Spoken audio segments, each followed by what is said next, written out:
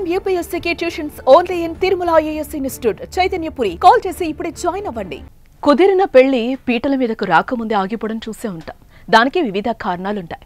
అబ్బాయి అమ్మాయి మధ్య గొడవలు, వారిలో ఎవరికైనా ప్రేమ వ్యవహారాలు ఉండటం లాంటి రీజన్స్ తో కుదిర్చిన వివాహాలు అర్థాంతరంగా ఆగిపోతాయి. తాజాగా మహారాష్ట్రలో కూడా ఓ పెళ్లికి బ్రేక్ పడింది. దానికి కారణం మాత్రం తెలిస్తే ఆశ్చర్యపోతారు.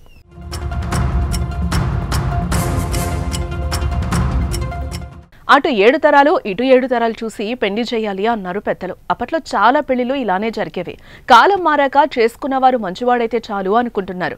కాబోయే వారికి ఎలాంటి అలవాట్లున్నాయి, జీతం ఎంత, ఆస్తులెంత అనే ప్రాతిపదికన పిల్లనిస్తున్నారు. ఇప్పుడు కాస్త అప్డేట్ అయ్యారు. పెళ్లి కొడుకు సిబిల్ స్కోర్ ఆధారంగా వరుడి స్థితిగతులను అంచనా వేస్తున్నవారు పిల్లనిచ్చేవారు.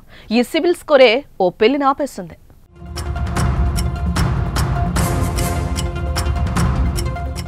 మహారాష్ట్రలోని ముర్తిజాపూర్ కు చెందిన ఓ యువతికి అదే ప్రాంతానికి చెందిన ఓ యువకుడితో పెద్దలు పెళ్లి సంబంధం కుదిర్చారు. ముహూర్తాలు కూడా పెట్టారు.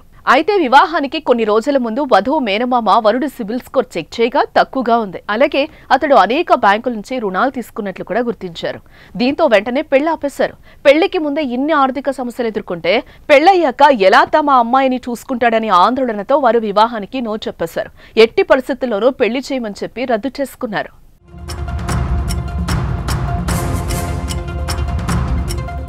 ఏదైనా బ్యాంక్ లోన్ కావాలనుకుంటే ముందుగా బ్యాంకులు మీ సిబిల్ స్కోర్ చెక్ చేసి లోన్ మంజూరు చేస్తారు కదా.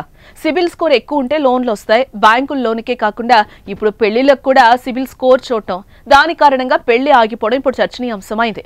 ప్రస్తుతం ఈ ఘటన సోషల్ మీడియాలో వైరల్ అవుతోంది. నెటిజన్లు రకరకాలుగా స్పందిస్తున్నారు.